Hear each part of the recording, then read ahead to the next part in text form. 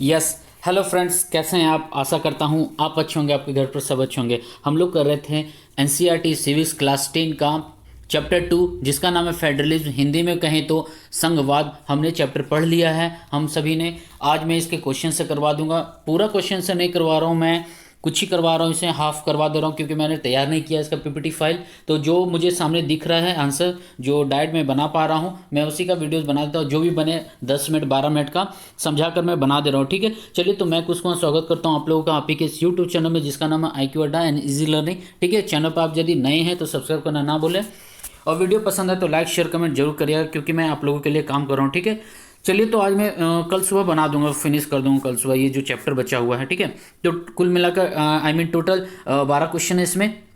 तो जो छोटे क्वेश्चन है, जो फिल इन द ब्लैंक्स हो या फिर MCQs टाइप के, मैं वो अभी करवा देता हूँ। जैसे कि क्वेश्चन नंबर 6 से मैं स्टार्ट कर देता हूँ, ठीक है। तो वीडियो को पूरा देखिएगा जरूर और लास्ट तक देखिए, क्योंकि बीच बीच में मैं बहुत कुछ समझा भी देता हूँ। क्लियर है? चलिए, क्या है, क्वेश्चन नंबर 6 से मैं स्टार्ट करता हूँ, ठीक है।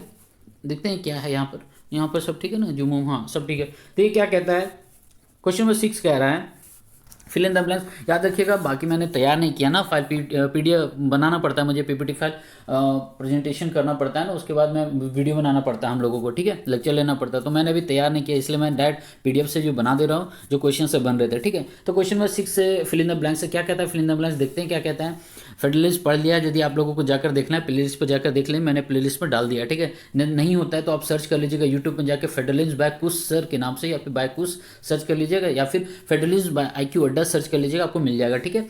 चलिए, क्या कहता है, since the United state is a dash type of federalism. कह रहा है कि यूनाइटेड स्टेट किस तरह का फेडरल कंट्री है, फेडरलिज्म कंट्री है, ठीक है। तो ये क्या है, कमिंग टुगेदर फेडरलिज्म है यहाँ पर, ठीक है। याद रखिएगा, हमने पढ़ा था दो टाइप के होते हैं, एक होते हैं होल्डिंग टुगेदर, एक होते हैं कमिंग टुगेदर, ठीक है। तो ये यूनाइटेड स्टेट का क्या हो जाएगा आंसर, यूनाइटेड स्टेट का यहाँ पर हो जाएगा कमिंग टुगेदर, पहले वाले का आंसर हो जाएगा कमिंग टुगेदर, ठीक है। याद रखिएगा टुगेदर, मैं यहाँ पर लिख नहीं पाता हूँ, ठीक है, आदत नहीं ना, इसलिए नहीं हो पाता है। पहला को हो गया। आगे क्या कहता है, आगे कहता है all the constituent state have equal powers and state are dash vis-a-vis the federal government. ये क्या है, एक तरह से यहाँ पर फिल इन द ब्लैंक्स में स्ट्रांग होगा। स्ट्रांग क्यों होगा, क्योंकि यहाँ पर क्या है, हर लोगों को मतलब जो पावर शेयर किया गया है, ठीक है। स्टेट मतलब क्या कह रहा है, state have equal powers and the state are strong vis-a-vis federal government. यहाँ पर क्या है, अमेरिका के कंसर्न में यदि हम देखें तो वहाँ की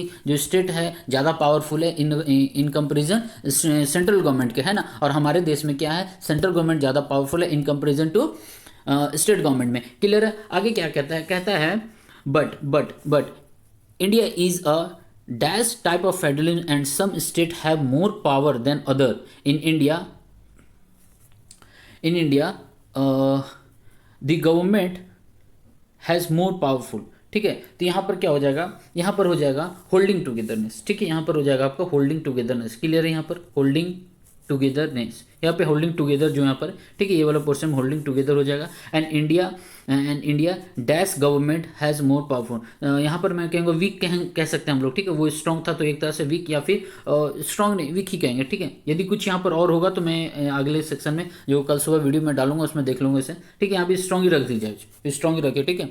क्या कहेंगे, स्ट्रॉन्ग ही कहेंगे, ठीक है। फिर से मैं पढ़ देता हूँ, in India the dash government has more power. Sorry, यहाँ पर सेंट्रल होगा, सॉरी सेंट्रल होगा यहाँ पर, ठीक है। यहाँ पर सेंट्रल लगेगा। क्लियर यहाँ पर, ठीक है। क्वेश्चन नंबर 7 क्या कहता है, देखते हैं। Here are 3 reactions to the language policy followed in. यहाँ पर कुछ रिएक्शन दिया हुआ है, ठीक है, उसके बारे में सवाल किया गया।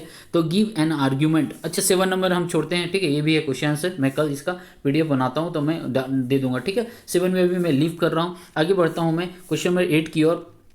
क्वेश्चन नंबर 8 क्या कहता है, the distinguish features of federal government is. अच्छा, यहाँ पर कुछ मतलब भिन्नता टाइप का पूछा है, क्या उसमें फेडरल फीचर्स हैं हमारे फेडरल गवर्नमेंट में, ठीक है।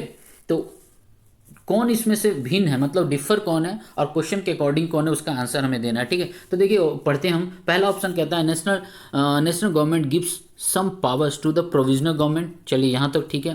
कहता है power is distributed among the legislative, executive and judiciary. Power distribute इसको करते हैं लेजिस्लेटिव, एग्जीक्यूटिव एंड जुडिशियरी में, क्या फेडरलिज्म में हमने ऐसा कोई टर्म पढ़ा था क्या? हमने तो पढ़ा था कि central, state and local bodies को पावर देते हैं। यहाँ पर तो इनका कार्य क्षमता कॉन्स्टिट्यूशन के अकॉर्डिंग है, तो हिसाब से पता चला ये तो नहीं होगा। तीसरा क्या कहता है, elected official exercise supreme power in the government. क्या इस जो हम लोग जो ऑफिसर्स को इलेक्ट करते हैं उसके पास सुप्रीम पावर होता है, बहुत ताकतवर हो जाते हैं? नहीं, ऐसा भी हमने नहीं पढ़ा।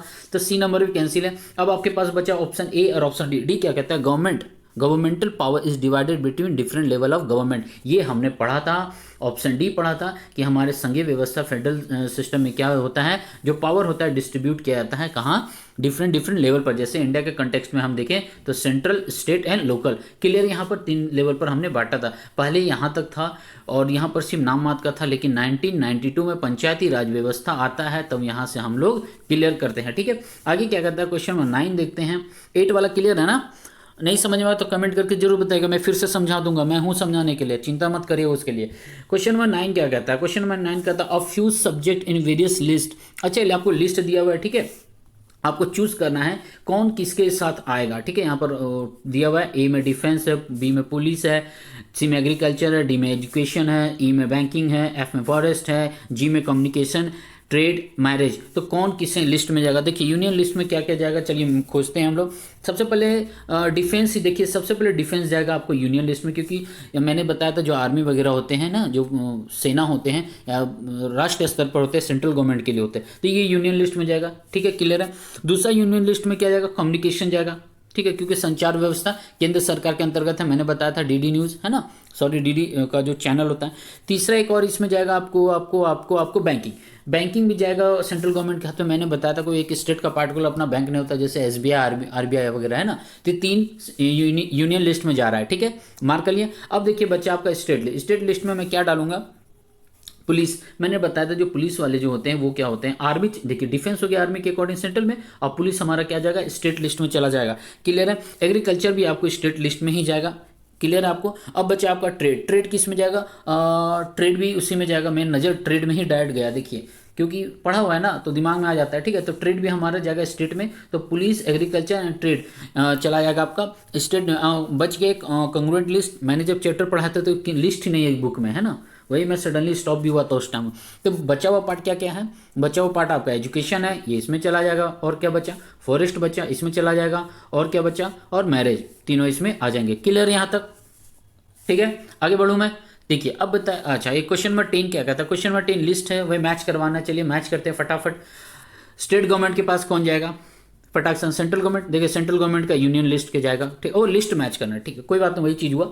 स्टेट गवर्नमेंट के पास जाएगा, स्टेट लिस्ट जाएगा। हाँ ठीक है। और सेंट्रल स्टेट गवर्नमेंट के पास क्या जाएगा, नहीं, मैच नहीं है, मैच नहीं। क्वेश्चन पढ़ने दीजिए, मैं भी परेशान, बेवकूफ़ जैसा कर दिया है। कोई बात नहीं, क्या कर रहे हो यार। देखो कहता है, examine the following pair that give the level of the government in India and power the government at level to make laws on subject mention against each. ठीक है, which of the following pair. अच्छा इसमें कौन सा correct नहीं है match किया हुआ, ठीक है, हमें वो नॉट करेक्ट करना है। ठीक है, देखिए ये तो सही करेक्ट है, ये भी सही करेक्ट है, और ये भी सही करेक्ट है, लेकिन डी में ऐसा कोई हमने लिस्ट पढ़ा ही नहीं है कि रेसिडेंशियल कुछ पावर ऐसा होता है। ठीक है, हमने ऐसा कुछ नहीं पढ़ा, तो इसका आंसर डी होगा। बाकी सबका लिस्ट मिला हुआ है। ठीक है, क्वेश्चन आप देख लीजिएगा फिर से। ठीक है, आगे 11 क्या कहता है, 11 मैच करना। हाँ ये मैच वाला है। ठीक है, इसे मैच करवाना है। मैच द फॉलोइंग है, क्या करना है, यूनियन गवर्नमेंट के पास क्या जाएगी, यहाँ नीचे मैच करना है। ठीक है, फटाफट हम कर देंगे, मैं यहीं से कर देता हूँ। ठीक है, यूनियन गवर्नमेंट के पास से प्राइम मिनिस्टर जाएगा। ठीक है, स्टेट गवर्नमेंट में क्या जाएगा, स्टेट गवर्नमेंट में आपको मेयर चला जाएगा। म्यूनसिपल कॉर्पोरेशन में क्या जाएगा, म्यूनसिपल कॉर्पोरेशन में आपको मेयर चला जाएगा। पंचायती राज आपका सरपंच में चला जाएगा। क्लियर है, मैच हो गया। तो 1 का 1 एक बार में मिल गया, ऑप्शन सी आपको आंसर मिल गया। ठीक है, क्लियर है। क्वेश्चन नंबर 12 चलते हैं। अच्छा क्वेश्चन नंबर 12 थोड़ा सा बड़ा देख लेते, क्या करता है, consider the following 2 statement. 2 statement आपको कंसीडर करना, या तो 4 दिया हुआ है, हाँ तो 4 दे दिया है।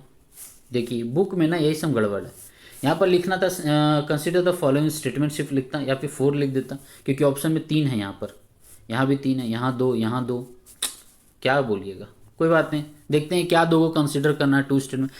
पहला कहता है, in the federation the powers of the federal and the provisional government are clearly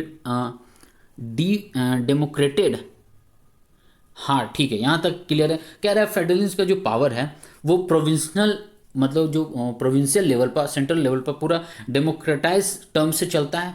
ठीक है, हमने देखा था, हाँ चलता है भाई, यहाँ तक तो ठीक है। दूसरा क्या कहता है, India is a federation because the power of the union and the state government are specified in the constitution and they have exclusive jurisdiction on their respective subject. हाँ जी, हमारा जो संविधान है हमें क्या करता है, हमारा संविधान सेंट्रल और स्टेट दोनों को अपना अपना पावर दिया हुआ है और दोनों को अपना जुरिस्डिक्शन में बांट दिया गया कि आप किस लिमिट तक काम कर सकते हैं, कोई किसी के ऊपर कोई काम थोप नहीं सकता। ये 1 और 2 मैं दोनों ओके कर रहा हूँ। ठीक है, 3 क्या कहता है, Sri Lanka is a federation because the country is divided into province. नहीं, श्रीलंका के बारे में हमने ऐसा पढ़ा ही नहीं कि वो प्रोविजन में बटा हुआ है, हमने तो पढ़ा ही नहीं ऐसे चैप्टर में, ऐसा है ना। भाषा के आधार पर वो लड़ा हुआ था, वहाँ पर गृह युद्ध चला था, चैप्टर 1 में हमने पढ़ा था, ये चैप्टर 2 है। ठीक है, तो सी तो कैंसिल हो गया, तो ए बी सी कहाँ कहाँ है उसे पहले हाइड साइड करते हैं, तो ये हटाइए और ये हटाइए। ठीक है, सी यहाँ भी ये हटा दीजिए, एक लौता आपको आंसर मिल गया, आपको ए और बी सही होगा, डी छोड़ देता हूँ मैं जब आपको आंसर मिल गया। देख लूँ क्या, देख ही लेता हूँ। ठीक है, India is no longer of federation because, अच्छा India is no longer federation है, इंडिया में फेडरेशन है ही नहीं, खत्म हो गया फेडरेशन, ये तो सीधा पता चलिए गलत है। तो आंसर आपका होगा ए एंड बी। क्लियर है यहाँ पर। ठीक है, ये छोटा सा वीडियो बनाना था, बन गया ये वीडियो, कल मैं डाल दूंगा। थोड़ा सा थक जाता हूँ दिन भर काम करते करते, खुद भी पढ़ना होता है, पढ़ाना पड़ता है ना, क्या करूँ, हो जाता है, कोई बात नहीं। चलिए कल मिलते हैं हम। ठीक है, थैंक यू वेरी मच। घर पर ये सुरक्षित रहेगा, बड़ों से प्यार बड़ों से आशीर्वाद लेते रहेगा, छोटों से प्यार देते रहेगा। ठीक है, चलिए फिर मिलता हूँ मैं। वीडियो को पसंद है तो लाइक शेयर कमेंट जरूर करिएगा, चैनल पर नए तो सब्सक्राइब करना ना भूलें। मैं आपके लिए काम कर रहा हूँ। ठीक है, और मैं उधर हिंदी में फिर से स्टार्ट करूँगा, अभी मैं ऐसे टीचर्स के लिए काम कर रहा हूँ। ठीक है सॉरी, चलिए फिर मिलता हूँ मैं। थैंक यू वेरी मच, जय हिंद।